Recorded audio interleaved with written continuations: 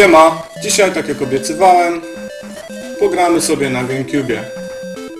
Pokażę wam kilka gierek, więc zaczynamy.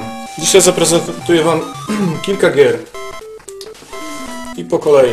Na początek Mario Kart Double Dash.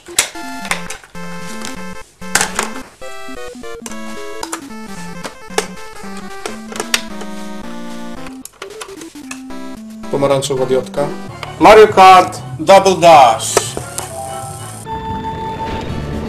I jak widzicie tutaj nie nagrywam tego kamerą, ponieważ tak jak w nagrywaniu starych gier, takich 8-bitowych, platformowych, 2D, to jakoś strasznie nie tym cierpiała, ale jak próbowałem nagrywać gry trójwymiarowe za pomocą po prostu kamery z telewizora, no to jakość była okropna, więc na pewno byście nie chcieli tego oglądać. Dlatego tutaj gameplaye będę prezentował w takiej właśnie formie, na tych nowszych konsolach. Na gierka, jak widać, bardzo ładna, kolorowa grafika. Jeśli pamiętacie Super Mario Kart 7, które jakiś czas temu prezentowałem, no to widać tutaj dużo podobieństw, grafika nie różni się jakoś znacząco.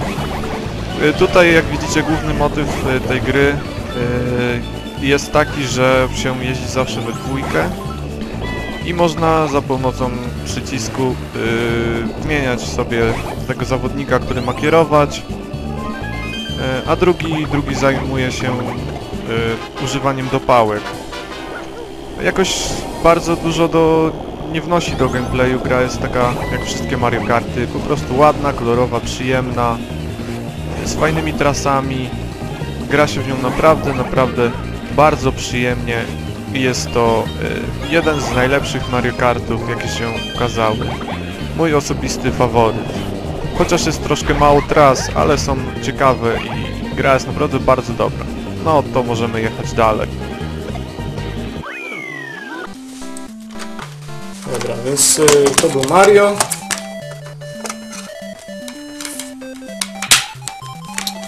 Kolejną grą będzie Prince of Persia Warrior Within.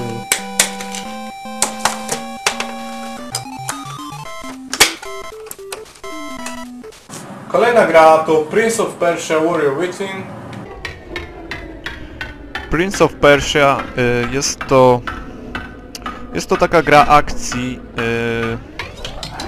trochę dużo elementów zręcznościowych, trochę walki.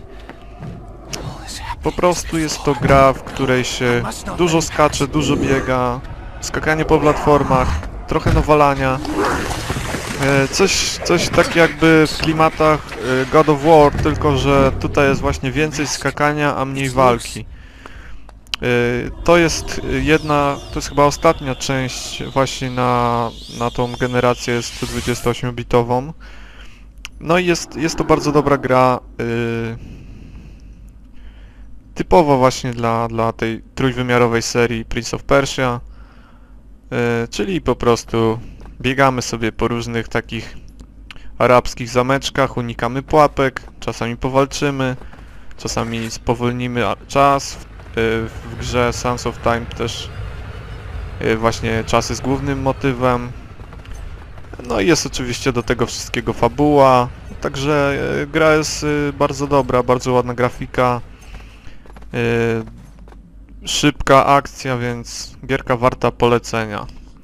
Zatem jedźmy dalej.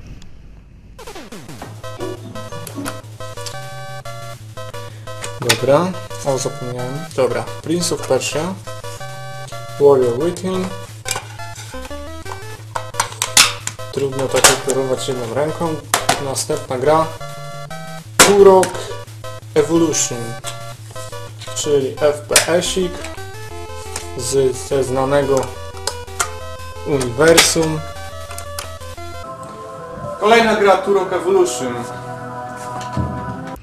Bardzo lubię gry z serii Turok, a właśnie Turok Evolution na GameCube jest moją ulubioną częścią, bo poza tym, że ma całkiem ładną grafikę, jak na tamte lata, to posiada też to, czego nie miały gry na Nintendo 64 i co mnie tam zawsze wkurzało, to znaczy tam się nie dało przestawić sterowania inverse, czyli odwróconego celowania, a tutaj się da i sterowanie jest naprawdę bardzo wygodne. Gra jest bardzo fajna, taka w starym stylu, czyli podzielone na levele, zbiera się apteczki, zbiera się amunicję,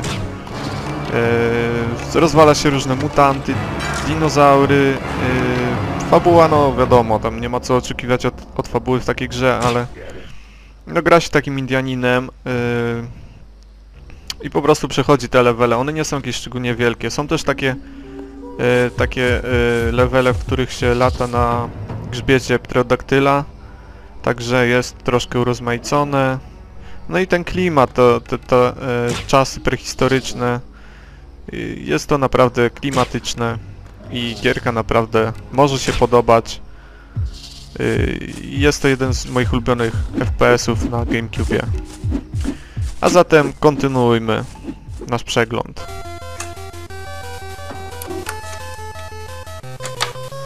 To był Turok Evolution.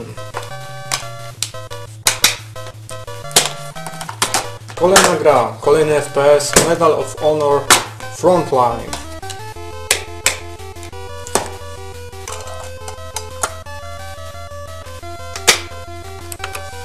Medal of Honor Frontline zaczyna się od lądowania na plaży Omaha. Z serią Medal of Honor jestem związany, w zasadzie byłem związany odkąd zagrałem w pierwszą część na PlayStation i uwielbiałem tą serię aż do momentu bodajże Pacific Assault już na PC-ta i na PS2. Natomiast Frontline jest nieco podobny do Allied Assault z PC-ta.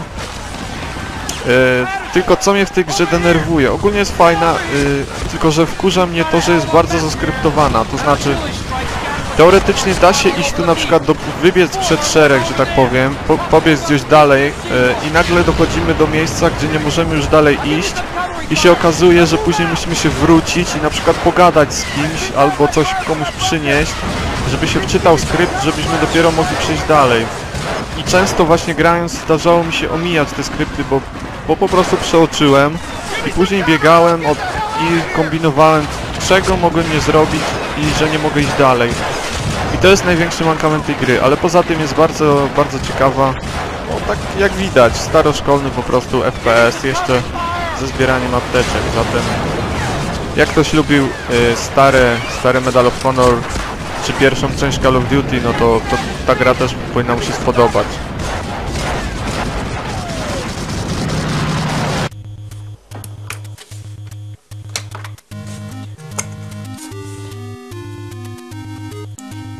Dobra, już zbliżamy się powoli do końca.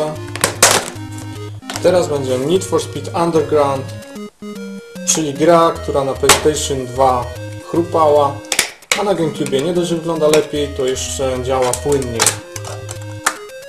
Sami sprawdźcie. Need for Speed wideo recenzja. Tu się tak włącza gra. Nie mogłem sobie odmówić tego klocuchowego powitania, a teraz już wracając do tematu. Need for Speed Underground jest to mój ulubiony wyścig, jaki w ogóle kiedykolwiek grałem. Zdecydowanie przy żadnej innej grze wyścigowej nie bawiłem się tak dobrze. Później część druga również była bardzo dobra, ale jednak jedynka, jak dla mnie, jest to po prostu ideał wyścigówki. Jak wspominałem, wersja na PlayStation 2, w którą też miałem okazję grać, chodzi gorzej niż to i wygląda odrobinkę gorzej. Potrafi często chrupnąć, animacja zwalnia, natomiast wersja na GameCube chodzi płynnie, wygląda lepiej, jest ogólnie lepsza. I naprawdę świetnie się gra w tą grę na gacku. No chyba wszyscy ją znają, nie wyobrażam sobie, żeby jej nie znać.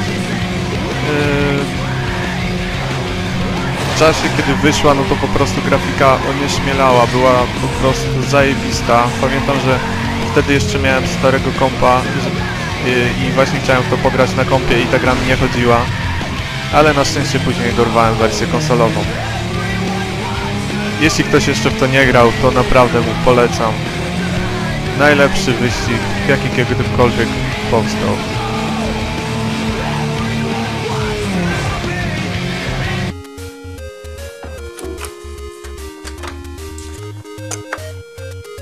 for Speed Underground. Dobra, i na sam koniec coś klasycznego, Wave Race Blue Storm. Gra, która nie każdemu się może spodobać przez to, że nie jest to tylko zwykły wyścig, ale troszkę niekiedy głupie latanie między pachołkami. Wave Race Blue Storm jest to bodajże jedna z pierwszych gier, jakie ukazały się na GameCube już w 2002 roku. Jest to po prostu, no niby wyścig, ale no nie taki standardowy wyścig, bo chociaż mamy wytyczone trasy, po których się poruszamy naszymi skuterami, to jednak są w nich pachołki. I te pachołki musimy właśnie omijać z odpowiedniej strony, tak jak pokazują nam strzałki. Bo jeśli tego nie będziemy robić, to nie będziemy po prostu zaliczać tych checkpointów, że tak powiem. No i to może wkurzać na początku, bo trzeba tego pilnować niestety. Ale jak się troszkę pogra, to można do tego przywyknąć i już potem naprawdę przestaje się na to zwracać uwagę. A sam motyw jest ciekawy, no bo jednak na ogół wyścigi, jakie nam są serwowane, to są samochodówki, a tutaj mamy przyjemne wyścigi skuterów, gdzie jak widać też troszkę fauny jest, w tej wodzie pływają sobie delfiny, żółwie, grafika jest bardzo przyjemna, więc jest to taka miła odmiana. Choć jak mówię, oprócz wyścigów są tutaj też takie typowe slalomy, że na przykład trzeba dojechać, ominąć pachołek, zawrócić i tak dalej. I te konkurencje, powiem szczerze, że są najgorsze. Ale same takie wyścigi, okrążenia, no to już jak dla mnie są w porządku i sama gra jest ciekawa. I jest to któraś tam z kolei część, bo już wcześniej się ukazywały Wave Race'y, nawet na Game Boyu, co zresztą kiedyś pokazywałem. Ale gra dobra. I to tyle. No i to by było na tyle, jeśli chodzi o prezentację gier. Wszystkie tytuły, które miałem pokazać, to pokazałem. Przejdźmy do podsumowania. Podsumowując, w zasadzie już to mówiłem w ostatnim odcinku, że GameCube to bardzo dobra konsola. Dużo dobrych gier się na nie ukazało. Takich typowo nintendowskich o Mario, ale również takich jak na innych platformach. Więc zdecydowanie konsola warta zainteresowania. I to na tyle. Dzięki za uwagę. Cześć.